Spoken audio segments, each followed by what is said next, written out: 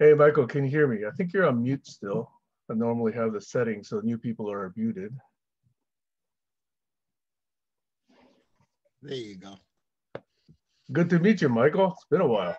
Likewise, it's really nice. I've seen you in lots of stuff and read your comments, so it really is nice to uh, just have a quote unquote real time meeting. Yeah. And not just because we're acquaintances, I'm actually part of your network, right? I think you're still Oh, getting some contributions. Yeah. absolutely. I wanted to ask you first, Sam, how much time do you have? Because you said you. Like I said, I have to the top of the hour, so I think about 45 minutes because I got meetings. Oh, Fridays that's are actually my heaviest meeting days. So sometimes they start at got 7:30. Today I didn't have that 7:30 one, but it starts at 8:30 and goes all the way to like noon, and then there's two other meetings after that. So it's pretty jammed. okay. Noon is 3 o'clock your time. Yeah. Okay, cool. So I Yeah, don't know. Go ahead. no, you go first. Well, I was curious. There's obviously a lot of things we could talk about, including printernet. But I think the thing that first prompted you to reach out was Stacy, right? Was Stacy, yes. Yeah. I've seen So you also. I didn't know whether there was more to be discussed there. I think you're on the Zulip chat, so I don't know if you've been checking to see what's been said there. I haven't. I don't even. I'm not. Wait, let me see. You did log in, I noticed. So you do Okay. have an account there that seems to be active. Yes, I have chat. Right. Anyway, the active people appear to be Barry, Dan, her boyfriend, Eric, a few others. Most of the others are just, watching what's going on. Right. There were two things I wanted to talk about. One was GCC, which I think is so interesting. Uh, and I think what particularly interests me, from what I can tell on GCC, the concentration is on the Zoom chats, the ones that Doug have been handling. I don't know. I don't really know what else is going on there. Uh, but the Zoom chats and also your documentation of the Zoom chats is amazing. Does that take you a long time to do that? It takes me probably 15 minutes minimum each session because I have some automatic scripts, that extract the formatted transcripts. But I mean, if you like, I could respond to that. But as many people as there are in the GCC communities, there are probably at least that many opinions about what it is. So I can share with you what mine is. I'd like to hear it. Okay, so a little bit of history is, so this might take 2 to 5 minutes depending on your questions, okay? So there was a foundation, and stop me if this is all repeat. The Global Challenges Foundation in Sweden issued a challenge, an RFP, in April of 2017 to the entire world saying, we will put up $5 million if you've got the best idea for how to restructure governance on a global level so that we can actually bring about the world that we want. So it's called the Global Challenges Foundation. Okay, so various people attempted to pull together, and the long story turned into a short story is that Tammy Lee Meyer and I were the two people that pushed the button on the submit form. Okay, there are various other contributors. Neil was one, and Anna was one, William, et cetera, et cetera. But at the end there, it was Tammy and me. So our proposal basically was a very simple one, and it obviously didn't win, which was we need to learn how to get the best ideas from everyone, including we have to be able to learn to listen to everyone, okay? And for me, that supports my interest, which is collective intelligence, because my definition of collective intelligence is that any group of people can produce a better result, make better decisions than any proper subset of that group. In other words, if you add a person to it, the performance of the group should at least stay even, if not go up on any measure, okay? In other words, when you add a person, the performance of the group should not go down, okay, in particular. Because if Mhm. so, then we don't understand collective intelligence, okay? My feeling just on that is that each person, it's an exponential increase as opposed to a linear increase. So That if would be you have, ideal, yes. That would yeah, be ideal. that's We the way haven't even managed to stay even yet, however, okay? You know, many times you add a person to a group and the performance of the group goes down, you know, on at least a few measures, you know? So, and each of us has stories about that, I'm sure, okay? Sorry, for some reason you're on mute now. Did your microphone get turned off? Because Zoom thinks you're still on. Still cannot hear you, Michael. Okay. Okay, there, it's back. You must have done something. Oh, okay, good. The two necessary conditions to get to an exponential increase is number one, a clear goal, so that people you can be, a clear goal is almost like a strange attractor. It is. And, okay. I agree with you. Okay, and I then call it focus, by the way. Yeah. Yeah, focus, whatever.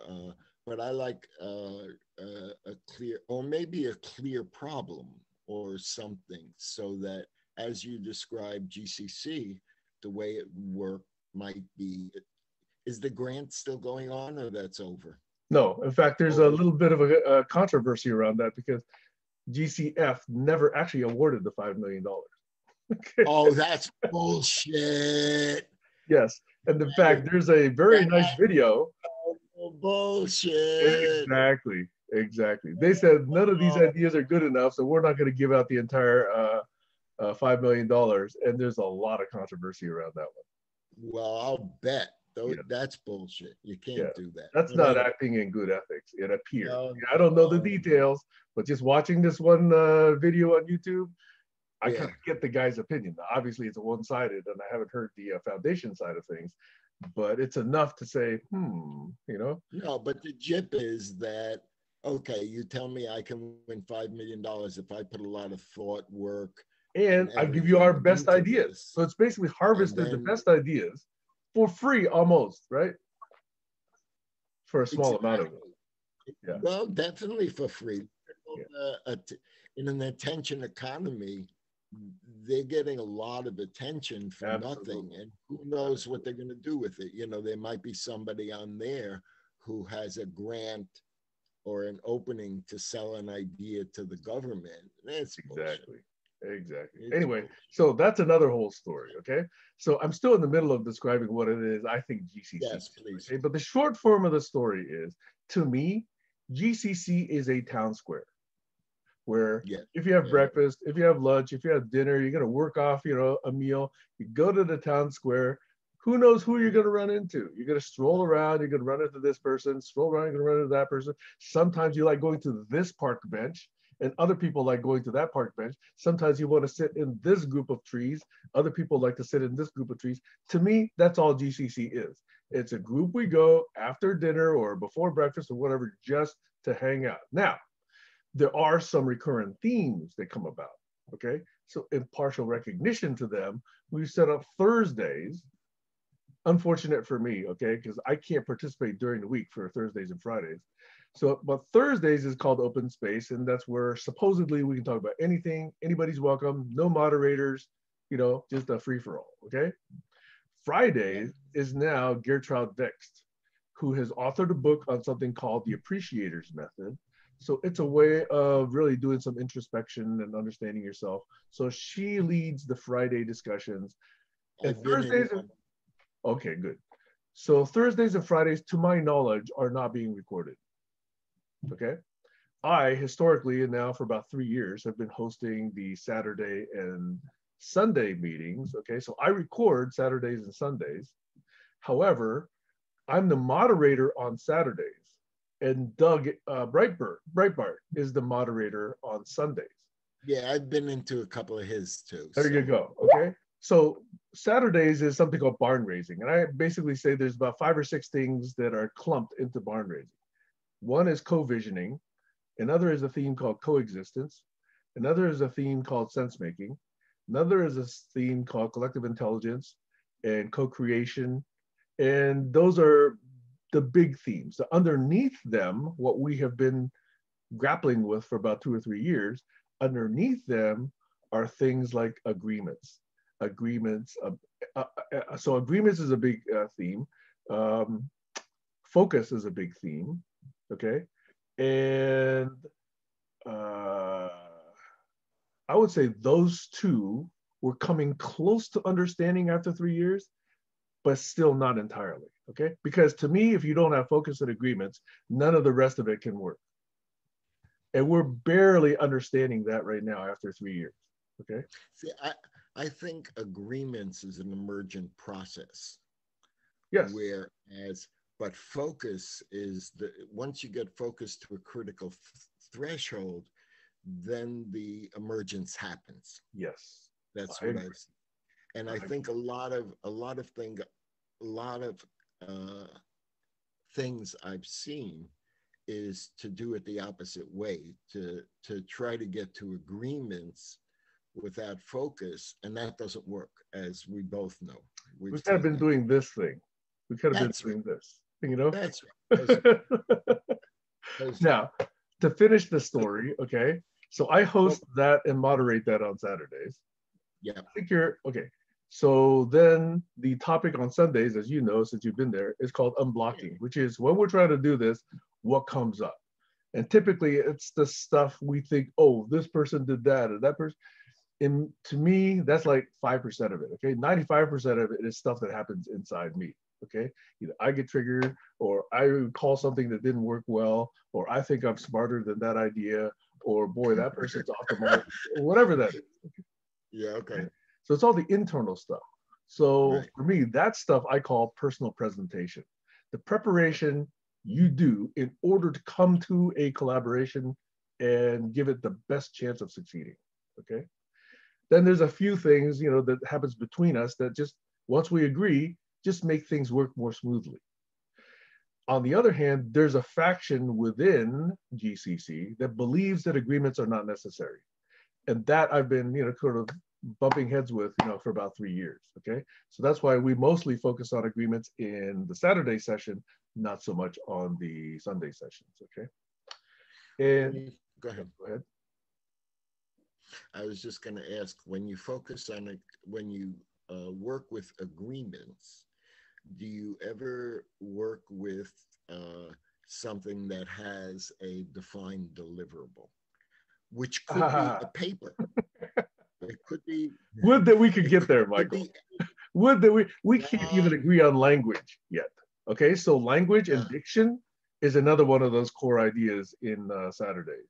Okay, and oh, by the way, the fundamental idea, okay, at the core to me, is shared group memory. So shared group memory, shared language, in other words, shared meaning, focus, and agreements, I would say, are at least 4 of the most fundamental means that we have to understand in order to build the rest of it. That's why it's called foundation laying as well. It's called barn raising and foundation laying. And before we can actually build a barn, we have to lay the foundation. And that's why we've been in foundation laying for about 3 years. But before you have to build the barn, you also have to know what the barn looks like. And before you do that, you have to have some agreements about what the barn is for. Is it for chickens? Is it for pigs? You know, Is it for your car? You know, all those sort of things, right? That's right. We haven't gotten there yet, okay? That's why in Saturdays, it's mostly a conversation that for now is about these core concepts, but it's also about what are you doing? Let me learn what you are doing. So we have some of those occasional deep dives. So for example, Michael, if you came and talked about PrinterNet, you know, that would be very much in line with at least a third of what we've been doing on Saturdays, okay? Oh, that's great. Okay, that's good to know. We've given each person who shows up at least one Saturday, sometimes more. I took 8 of them, okay? But at least one Saturday to say, this is what I believe in, this is what I'm doing, this is the kind of help I need, this is where I'm going, this is who I'm working with, all that sort of thing. Okay. So that's the kind of, some people call them deep dives, some people call them something else. But anyway, a third of our conversations are about those. Well, I would love to. I'm always ready to talk about the printernet because, and then also we're starting something new now that I started about 2 weeks ago called NIPAR. And what NIPAR stands for is the Nomadic Institute for Participatory Action Research. Yeah. And that is very different from the internet. What I want to see happen is a non-university affiliated, free choice, open institute that takes on real problems. And the problems are all our contention. My contention is that approaching every problem, the best approach to solve any problem is participatory action research. And I think that goes directly to what you're talking about in terms of collective intelligence. So I could easily see NIPAR having, 10,000 people. And there's no interest to turn it into something else. Right. All it wants to be, and I think this goes directly to collective intelligence that you were talking about, because I want to harness the collective and surface the collective intelligence of passionate amateurs. Yes. In service of defining complicated things to 12-year-olds. Very good. So it's specifically not about academics. However, what I do want to do is take academic type papers that are interesting and then translate them so that a 12-year-old could understand it. And the form that I'm working at, 5-year-old, is that what that meant? That's the Einstein quote. Well, 5-year-old, if they can read. Well, Einstein's quote is, you don't understand something until you can understand it until you can explain it to a 5-year-old. Well, there's certain things I think I understand in my overweening arrogance, that I could do that if I were face to face. If I could do Sesame Street type things, which I can't, if I could do Sesame Street things, I think I can also. And the best way to know if it's real or not, I've been posting scripts for comic books, and I would love to get feedback from people from the standpoint of, will a 12-year-old understand it? And is the concept explained in nuanced enough ways that it's worth them to understand it? Now, the theory is that if a 12-year-old understands it, mid-level management might understand it, maybe. Maybe, I said maybe. But at least we have a shot. We both know that the attention span of mid-level management is about 0. It's about the attention span of a 5-year-old. And so it's not so much about the words, it's about understanding it fast, because I've been in a lot of meetings where people do PowerPoints, and everybody I've had in those meetings would rather have the deck than the PowerPoint. If the PowerPoint is good, then, so the way I would do it if I were running a meeting these days is I would hand out the deck and then spend the rest of the time answering and asking questions. That's anathema in most organizations. Right? Yeah, I know. You have to have because then it takes a full hour, and then you can show how much you know and how you know more than the other one, and then you have value because you're smart and blah, blah, blah. But we both know We both sat through PowerPoint meetings, I'm sure. I produced And a lot of them, actually. I think PowerPoints are good in certain contexts. In other words, if you're on the web and you have to do a Zoom, then you have to have a PowerPoint because what else are you going to do? Yeah. But if you're in a face-to-face meeting, makes no sense. And face-to-face, I much prefer a whiteboard or a chalkboard. Exactly. That's right. That's right. That's right. Much prefer. That's right. Because I can draw, I can point, I can, use relationships. Exactly. Other people can actually join. It's very graphical. People see the evolution, they understand the path. Yeah. Yes. Yes. I love that a lot. Yeah, so, and I love blackboards and whiteboards and as a way to do that. An underappreciated collaboration tool, actually. Yeah. So you've gone mute again, Michael. What happened? You touched something on your desktop or keyboard that muted you again. I cannot hear you at the moment. I cannot hear you. Now I can hear you. Yes. Go ahead. So something happened, either on your end or my end, because the sound dropped out for 20 seconds. Yeah, I got internet unstable, which is probably me. Okay. I've not been seeing that here yet. I sometimes see that, but not here.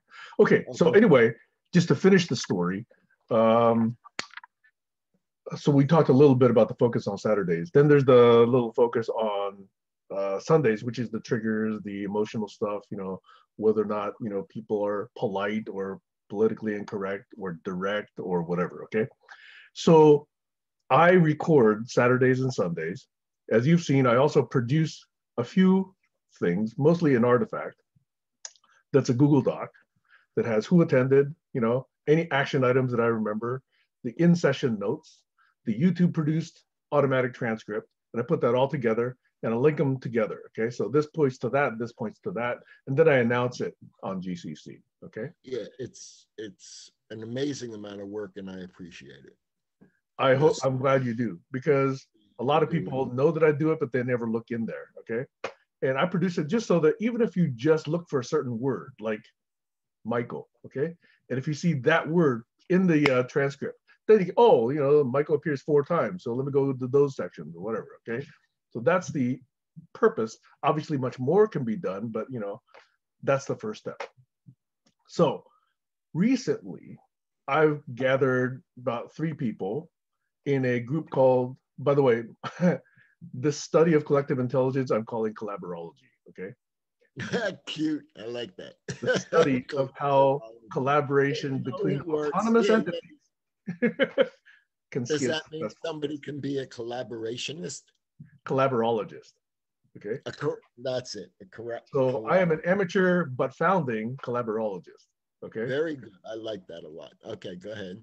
So anyway, one approach, which I think has some merit, is to go back through the hundreds or thousands of hours of meetings, not just in GCC, but almost every other one, if they're recorded, okay? And say, okay, let's take a 2-minute or 5-minute or even 20-second snippet and say, what happened here? Did somebody lean back? Did somebody get pissed off? Did somebody get talked over? Did the idea just go over people's heads? Did somebody just immediately switch from somebody's idea to somebody else's idea?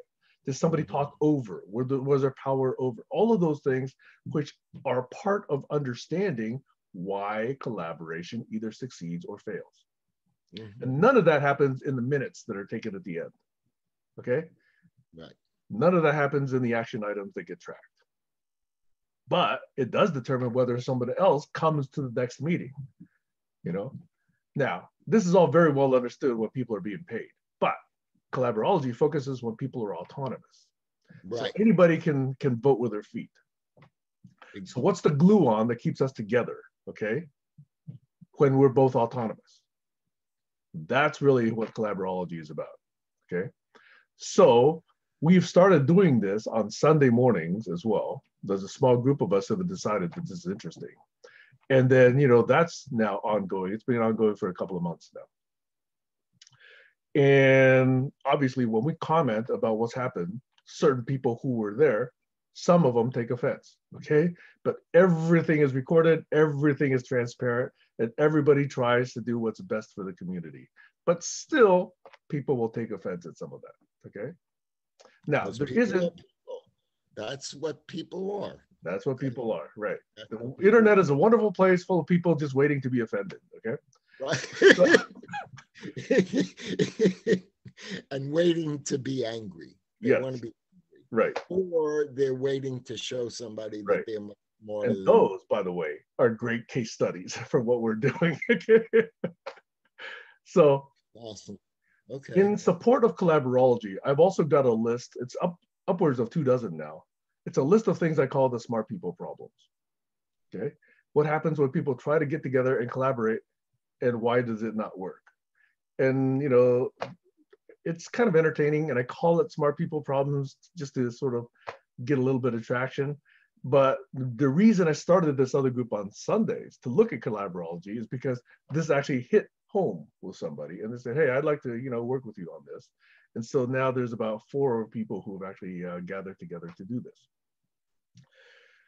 Anyway, so much of this is my version of what GCC is. If you talk to Doug, he'll have his version. If you talk to Anna, you talk to Colin, you talk to anybody else, they're going to have their version. But this is my version of what GCC is. Okay. So that's kind of a long diatribe. We've been going almost 25 minutes already. Oh, that's okay. It's great. It's just what I hope would happen. Okay, good. Let me come back to you. Yeah.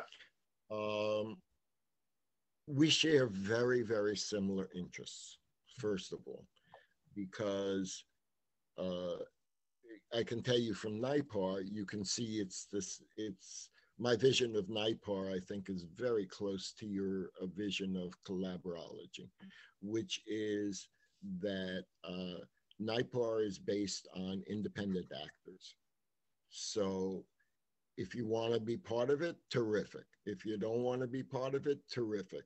If you want to be part of it and not do anything for a while, also terrific. If you do want to do something, terrific. In other words, it's all good. It's all good. It's all async, and everybody can fit it into their own lives. And there's no going forward commitment. That's the important thing. Cool. So if you're in and you have time and you get interested in something, then pursue it and know. I think the thing to know, I will always be interested. If I have time, it's just the kind of person I am. And I think it's because I'm so fascinated with how communication works. And I also think communication is the key to doing anything in the real world. And I'm particularly interested in doing things in the real world against inequality, racism, all what I consider the huge problems. Yes. Literacy is a big deal.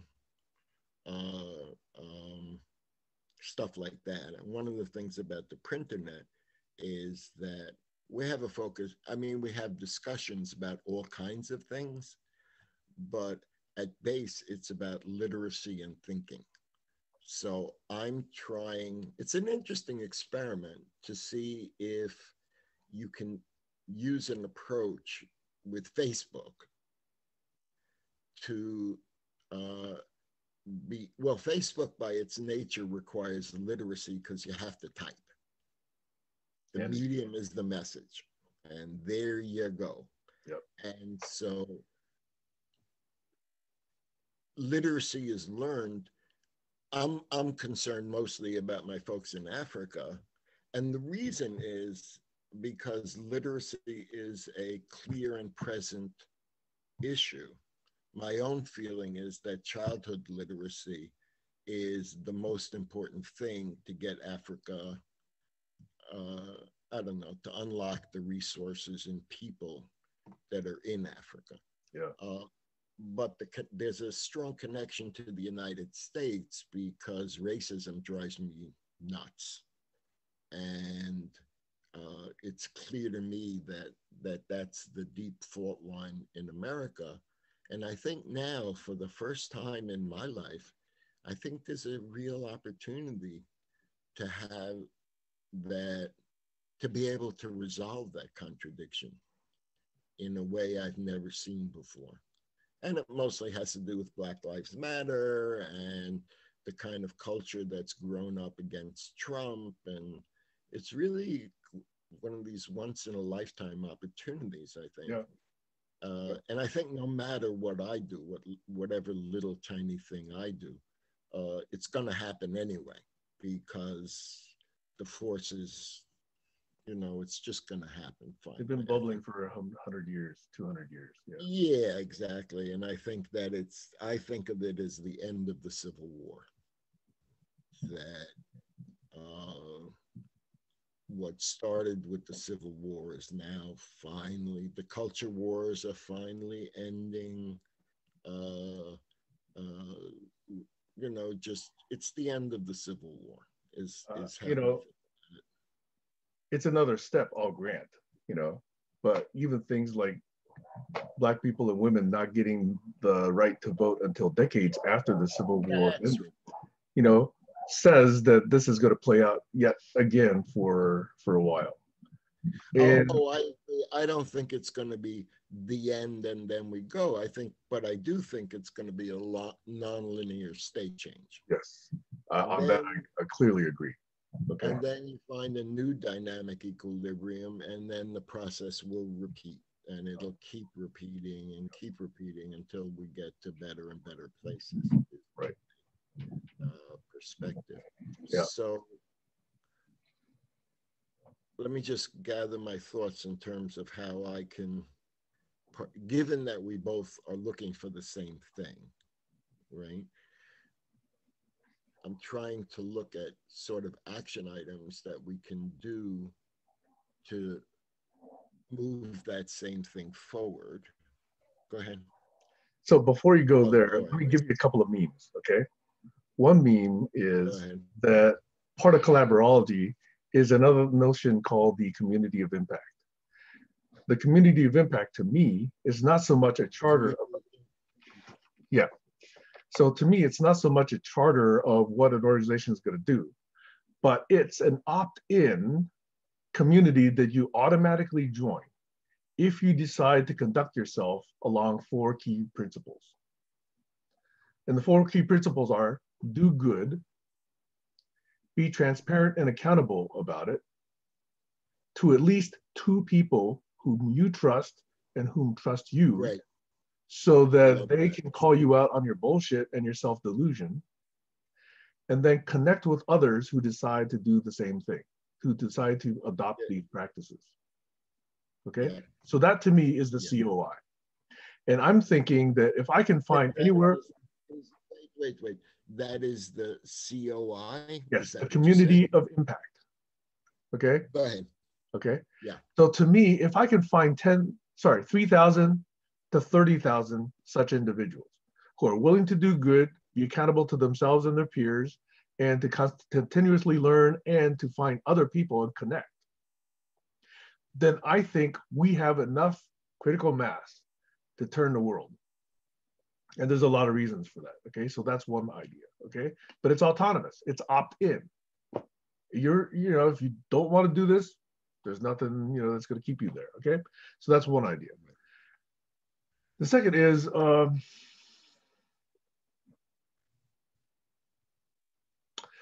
you've brought up clearly as many big topics as we have lifetimes to discuss. The idea around action items brings to me one other item I'd just like for you to consider, and that is, in large groups, conversations take a certain dynamics. In one-on-one like this, conversations take on a different set of dynamics. What I have found for decades now is that magic happens when conversation happens in groups of 3. We are so on the same path, I can't tell you, and I think the key is you need people who trust each other enough to be able to call each other out on bullshit and yet keep playing the game, knowing that later you'll have a chance to call somebody else out on bullshit. And If that's so what you want. and there has to be, that that's one of the hardest things I've seen. Yeah. Say it again. Sorry, you dropped out there for about 10 seconds. Okay, are you there? Can you hear Yes, me? I'm here. Yes, I can hear you. Okay, so I have a whole story about teams of three. You may have seen some of my models with tetrahedrons, or you may have not, but that's based on three.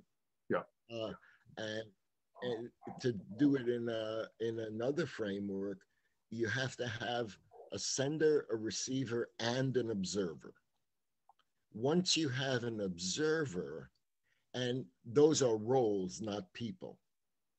And so once you have an observer, everything changes.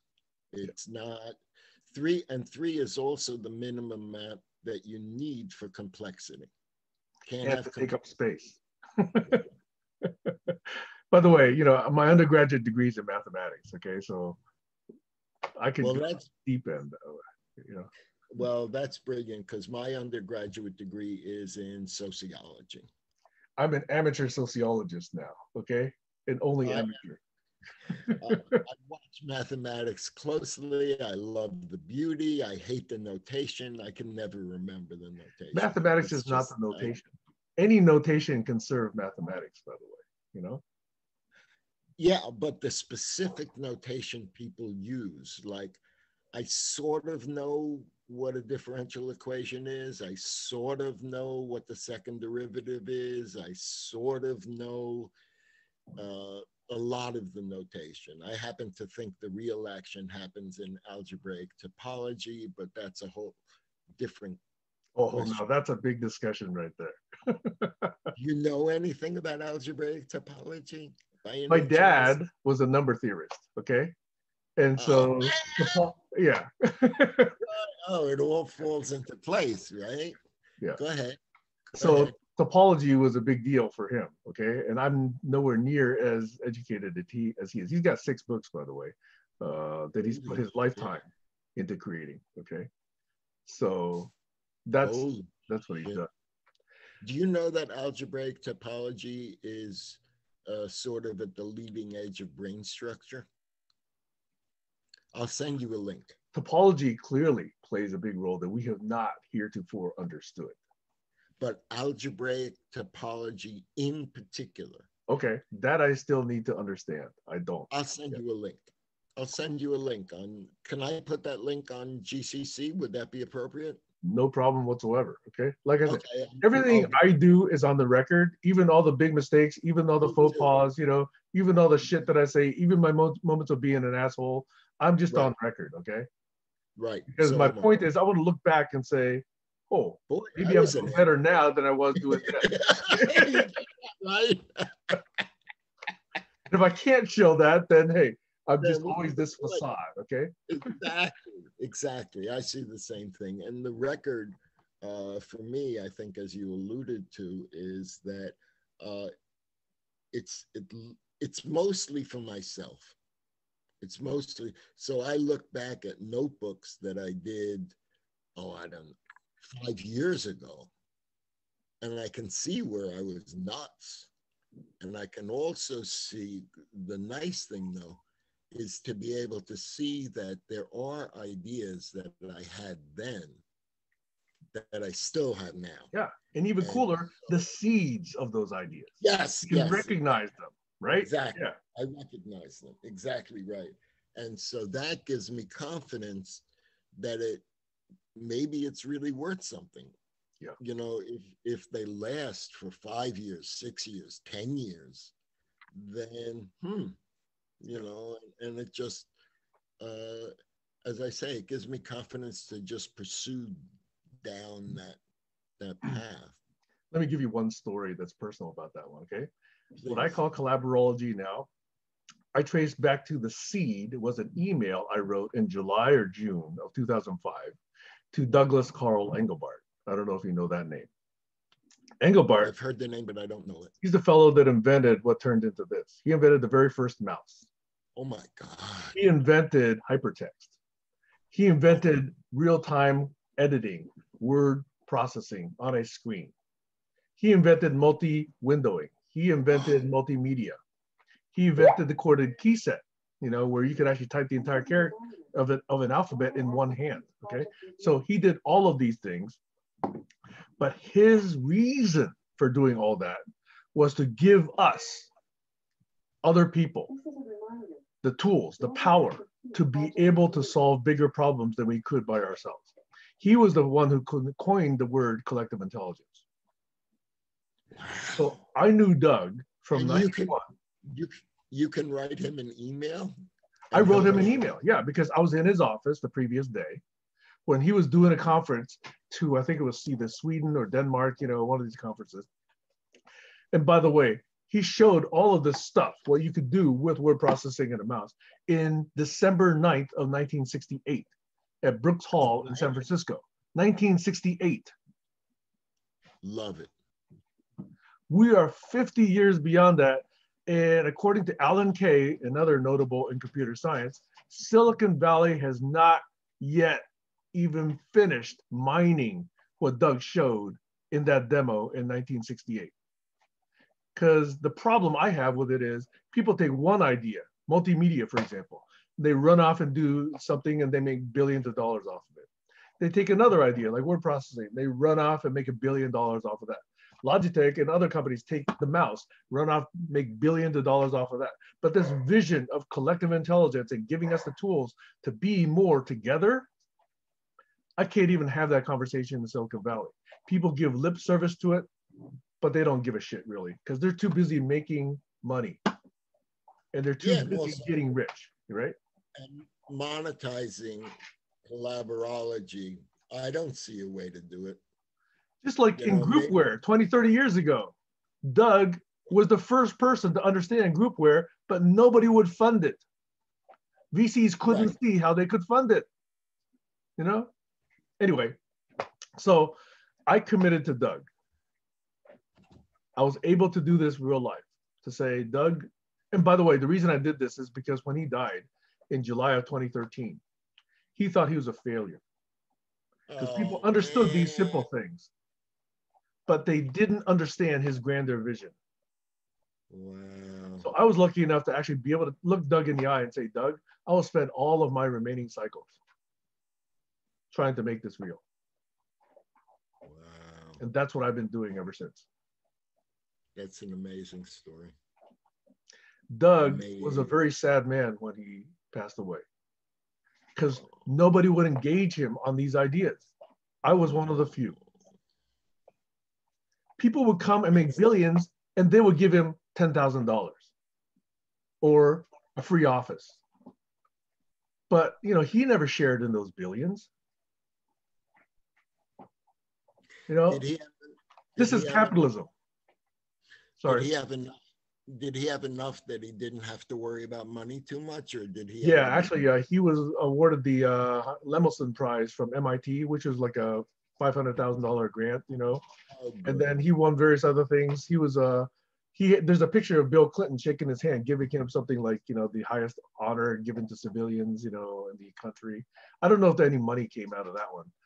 And he lived in Atherton, so I don't know. I think he was okay, but he wasn't like a super millionaire. Yeah, you know? But his house burned down, and it took him years to rebuild it. Yeah. It wasn't instantaneous, so you know there wasn't all that much money laying around. That's a sad story. Yeah, so I mean, there's a lot of bad stories, but you know, really the inspiration he provides to me is that he is the modern day Leonardo. Who else has come close to having anywhere near the multiplicity of civilization changing innovation? Any one of them has changed civilization already. But for him to be responsible for at least a half a dozen of them, who else can say that? Wow. Maybe Elon Musk comes close, maybe, you know, but Musk has the advantage of a lot of money right now. Yeah, he has no problem monetizing whatever he wants. No, you know, so he's probably close, but you know, Doug did this over 50 years ago with barely any money. Anyway, I'm just looking at my watch, and you yeah, have to get here in 5 minutes. Michael, this is fun. Okay, I really enjoy talking to you. Anyway, my proposal is that we have at least one more conversation if you're up for it. Okay, and then we find some way to ask the question that you were about to ask before I interrupted you.